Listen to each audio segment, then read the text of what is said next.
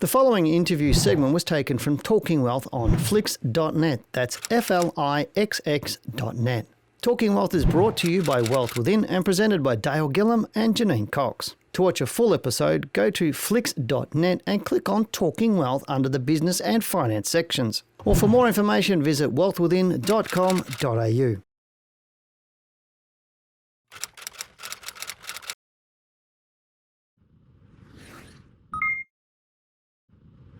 Eric Brotman, welcome back to Talking Wealth. How are you today? I'm doing fantastic. Thanks for having me. Now, in the past interview, we've chatted about what is financial planning, what it's not, and why people should use a financial planner. Today, I really wanted to get closer to home and talk about family. This can be a touchy area, can't it? Now, I understand that money and family sometimes are like oil and water and can cause a lot of tension between family members. We did touch on that in a previous interview.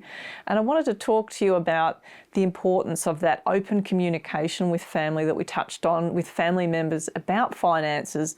And there are so many things to consider depending on the age of the people in the family, the stages of life of each family member, etc. So would you like to start out just opening up about what that situation can be like? You talked about an example before, but I mean, there are so many different scenarios. Would you like to open this one? Sure, I'm happy to do that. And I think that is a difficult but important question. There's a lot of qualitative planning that needs to be done with families. And it does begin with open communication. The communication, though, doesn't have to be either authoritative or demonstrative or quantitative. And so what I mean by that is there tends to be you've heard of the golden rule, which is he or she who has the gold rules. That's not necessarily a good thing. I thought it was who wears the pants.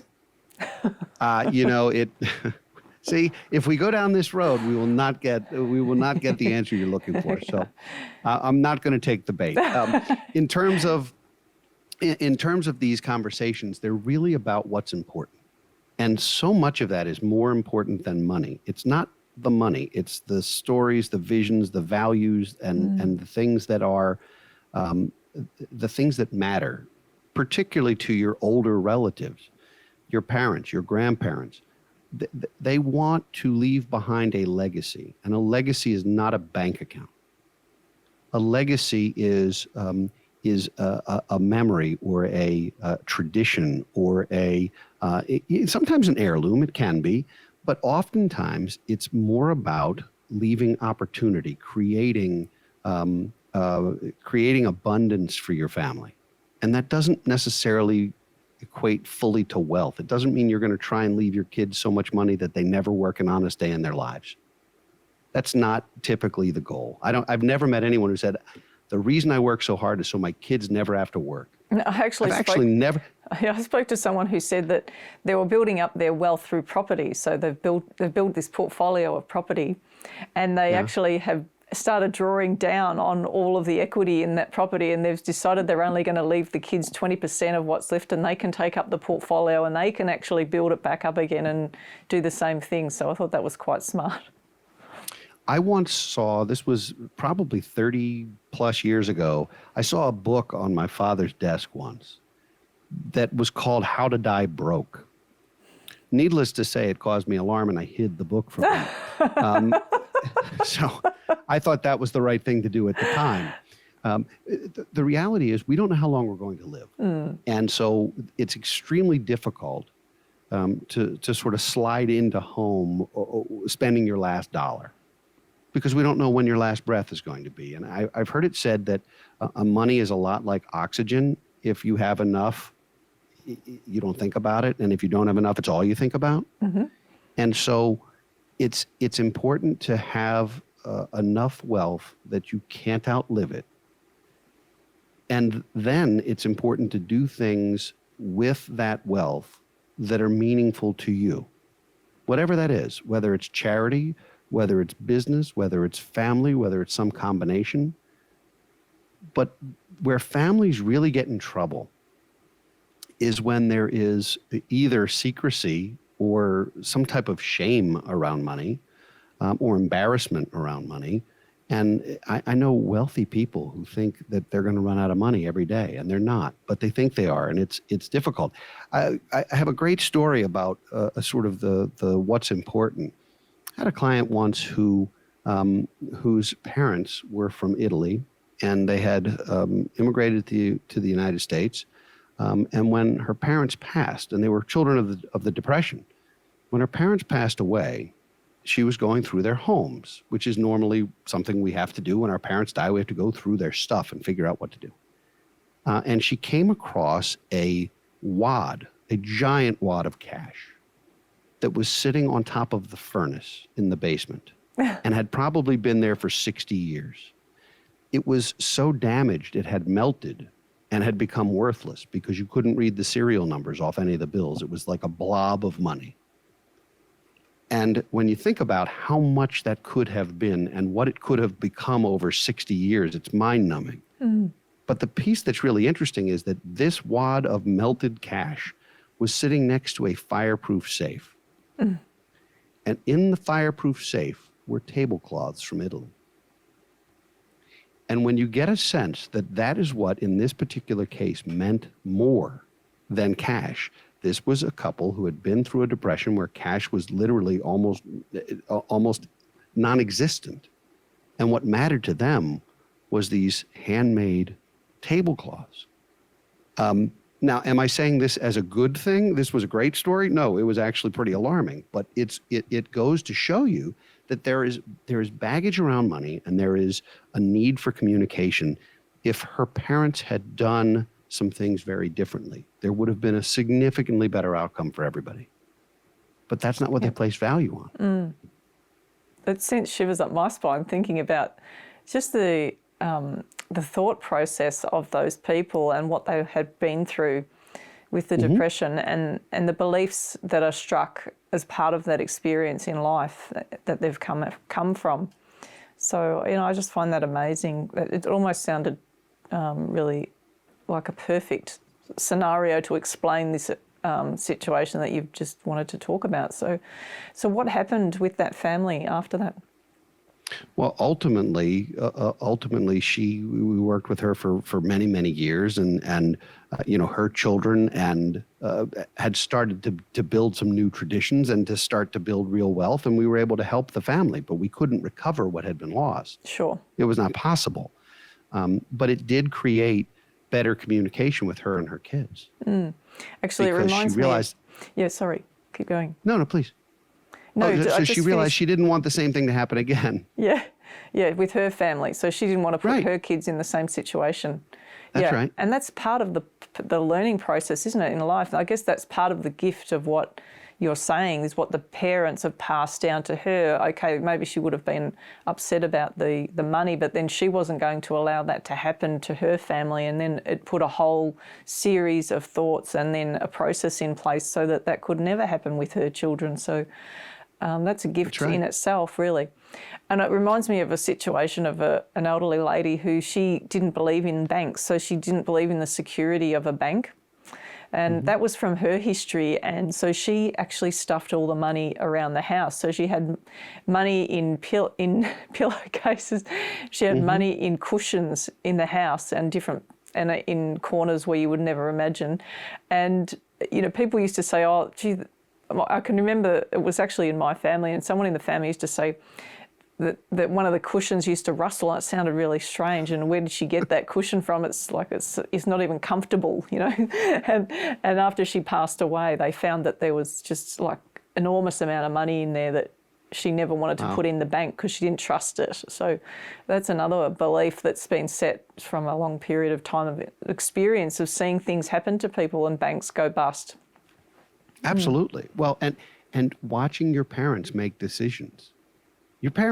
People don't learn how to manage their finances in school. In the U.S., financial literacy education is incredibly rare. And we don't learn it from our parents because, for the most part, our parents don't know what they're doing either because they didn't learn it. And so you grow up with these habits. And if you have parents who you watch them fight about money, because the things that spouses fight about the most are kids and money.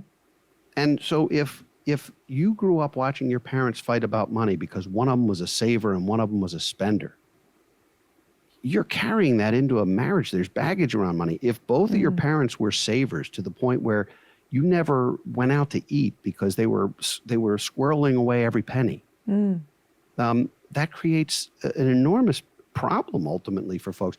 We've known people who are, by any measure, very wealthy people who always have this fear that their abundance is going to go away, that they're going to run out of money, that they're going to lose their money, and so they never spend any of it, and they never enjoy themselves. It's a tragedy. Money's only good. You don't want to die with a big scoreboard. You want to have lived and had a great experience. So initially, I think there's a balance. So initially, it's not just the financial planner that they need, it's the psychologist to sort of get them around those beliefs about money first, isn't it? Otherwise, how will they be comfortable going into the financial planning process if their mindset around this whole thing is really restricting them? Definitely. And I can't tell you how many times I've said to folks, take the trip, take the vacation.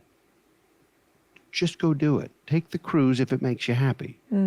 Because if you wait until you're 73 and think you can afford it then, you might not be healthy enough to enjoy it. You might not even be living. You might never take the trip. You know, you've heard that if people wait to have children until they can afford them, they'll never have children. Or until they're ready for them. You're never ready for children. Yeah. You can't be ready. There's nothing you can do to be ready for children. Yeah. And they're more expensive than anyone could dream of. My kid is about to get braces on her teeth, and all of a sudden, that's just a big deal. Like, that's what we're talking about in the house now is dentistry. But whatever it is, we all come to the table with that type of situation. And I think that a lot of damage can be done in a family by not communicating. Yeah. You know, we've seen kids inherit property. They inherit a vacation home, and there's 5 children, and they inherit this home, and 2 of them want to sell it, and 3 of them want to live in it, or some want to sell it, some want to rent it, some want to move in, and the conflict created is unbelievable. Or they have this house and they need to each pay their share in order to maintain it. And some of them have lots of money and some of them have no money. Yes. Now you have conflict between siblings. And there's no perfect solution, but it sure is better to talk about it in advance and find out what is the best solution here. Are there ways to change that? Are there solutions where life insurance would make a difference, or where retitling a property or using a trust or having some other types of strategies could make a difference? The strategies are just tools, but in and of themselves, they're only useful if they solve an equation, if they solve a problem or create opportunity. And so it's important to have that transparency, have the discussion. Yeah, and what's important? How do you do that with young children? So it's really, where they might not comprehend things. So what sort of conversations would you be having with young children? I will tell you this as a parent of a middle schooler, because I have tried very hard to teach the value of a dollar in a household where we're very blessed, and she's not going without. We're very fortunate. However, there was a point in time, she was probably 7 years old, and said, Mom and Dad, I would really like to have allowance. And I thought, well, okay, let's talk about it. And my wife and I talked about it, and we decided that allowance was a reasonable thing, but that it was important for her to do some age responsible or age appropriate things around the house.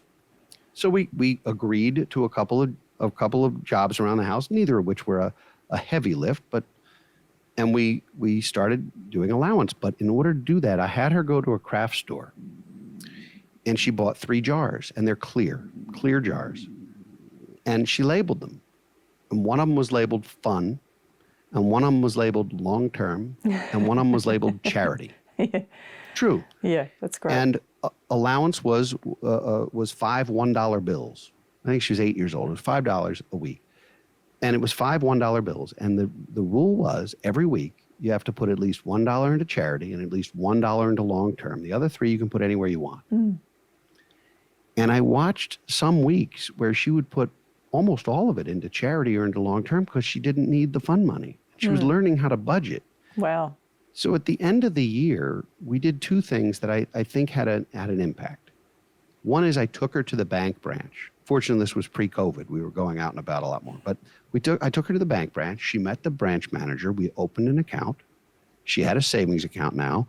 And I taught her the value of a match. So what she put in the long term, I matched so that it would be so that it would grow a little bit. It wasn't a lot of money, but the principle was that she learned to have this savings vehicle.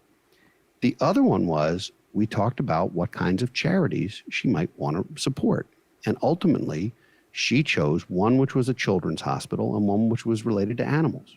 Age-appropriate types decisions. Beautiful. And so we made gifts, and she chose the charities. We made the gifts in her name, and it was impactful, and she would receive a thank you from the organization. And so it became a learning, not only learning how to manage some money and budget some money and figure out how much you really want for fun, but what you're saving, but the value of doing that year in and year out and how the savings account grows. Now, I will tell you that this went really well for a while and then not as well for a while. And one of the reasons it didn't go well, which I think your audience will understand, is she looked at her savings statement, and for one quarter, she had, I think, 2 pennies of interest.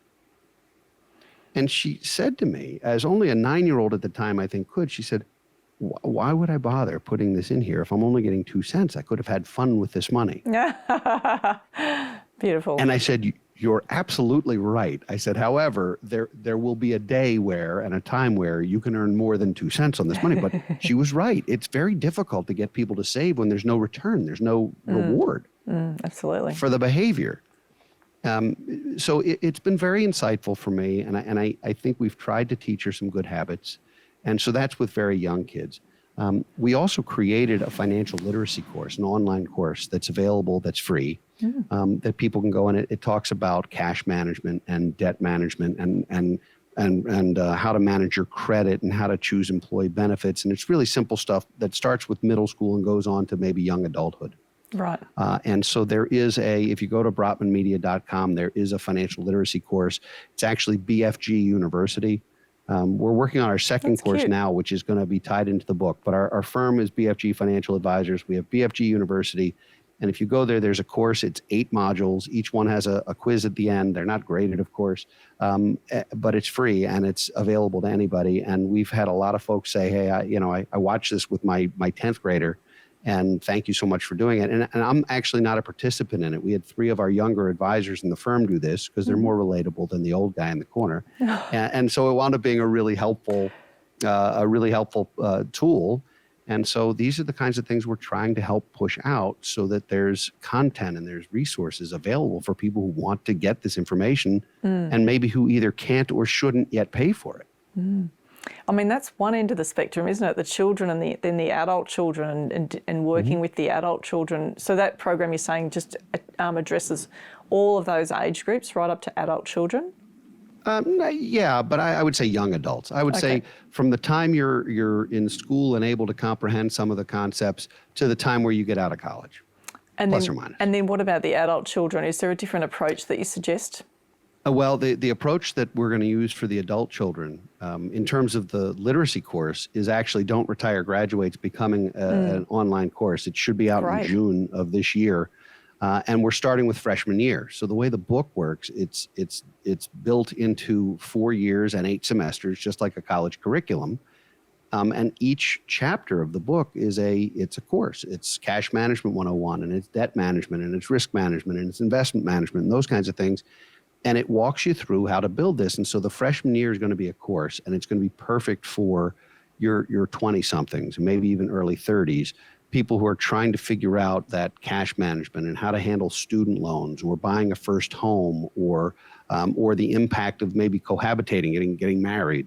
And so these are the kinds of things that will be in the course. And I think it's going to be fun. That one won't be free, but it will be affordable. And so we'll make sure that content is out.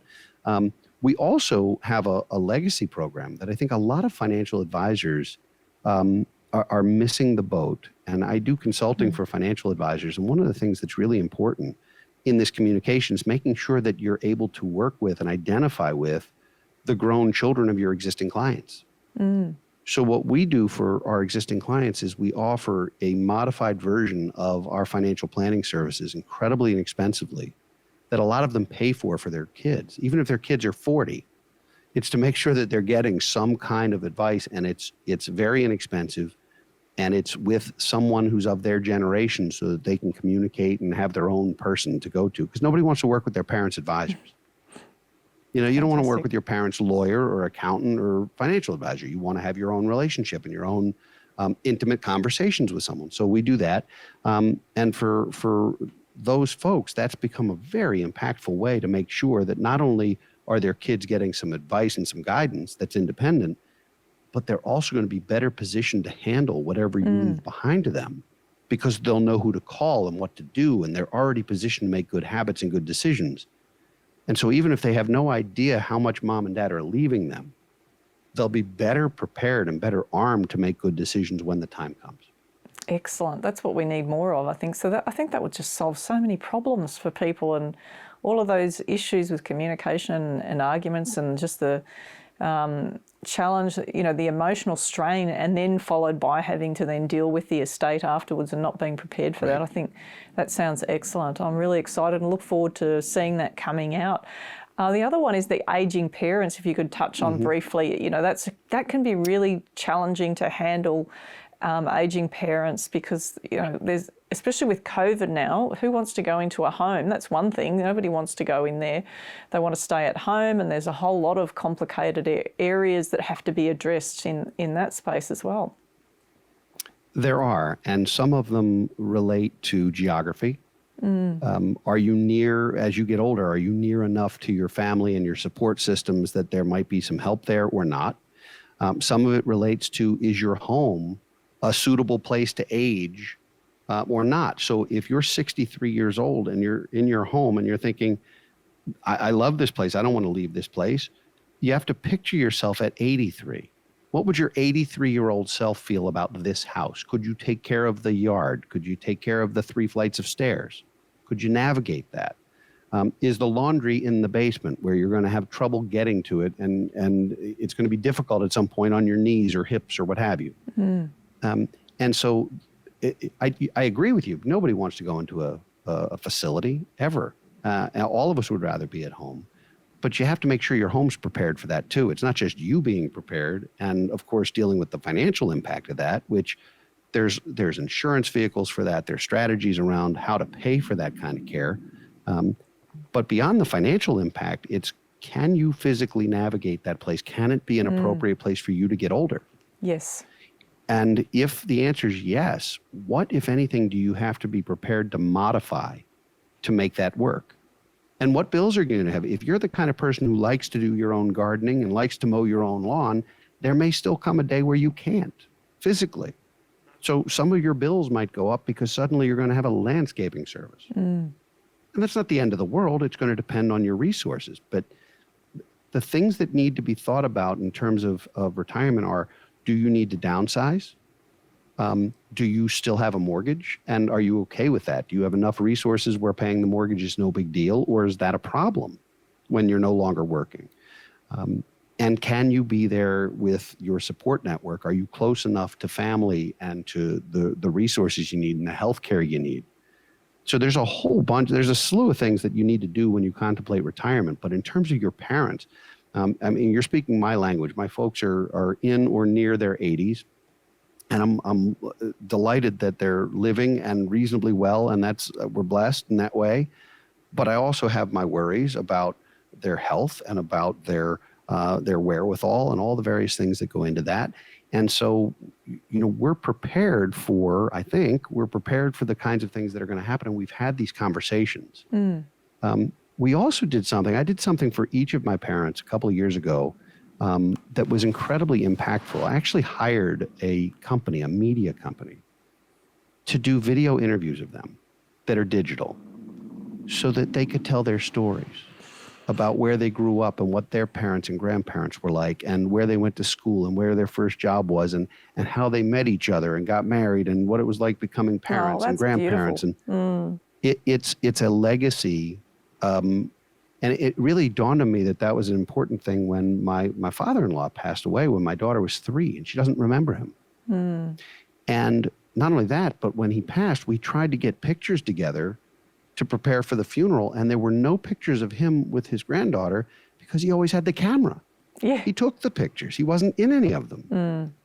And that's sad. You know, she doesn't remember him, and there aren't pictures of them together, and I never want that to happen again. And so those are the kind of pieces of what I hope is wisdom, it's at least experience, to say there are ways to make sure that that you've preserved your stories, that your great-grandchildren, whom you may never meet, will get to hear about your time in school or in the military or in the workforce or in whatever's important to you. That's wonderful. Look, I mean, there's so many people that now that they've heard you talk about this that are going to be rushing out and then getting that video camera or getting someone professional to be able to put that together. I think that everybody's thinking about the financial aspects and what to do, but it's about the memories as well. So, Eric Brotman, I really enjoyed our chat today. Thank you so much. And now before we go, can you please tell everyone where they can find out about you? Absolutely. BrotmanMedia.com is the spot to go to find my podcast and books and some of the things we've published. And then BFGFA.com, which is BFGFinancialAdvisors.com, is our firm. And there are plenty of resources available, and we hope folks will check us out. Eric Brotman, thanks for being on Talking Wealth, and we look forward to having you on the show again soon. Take care and bye for now. For more information on our guest in today's episode, visit the link on screen right now. For more Talking Wealth, visit flix.net and click on Talking Wealth under the Business and Finance section. That's flixx.net. Or visit wealthwithin.com.au, where we have hundreds of informational videos, live shows and Talking Wealth podcasts. Talking Wealth was voted number 3 in stock market podcasts globally in 2018 by FeedSpot. For more information on our courses, visit wealthwithin.com.au.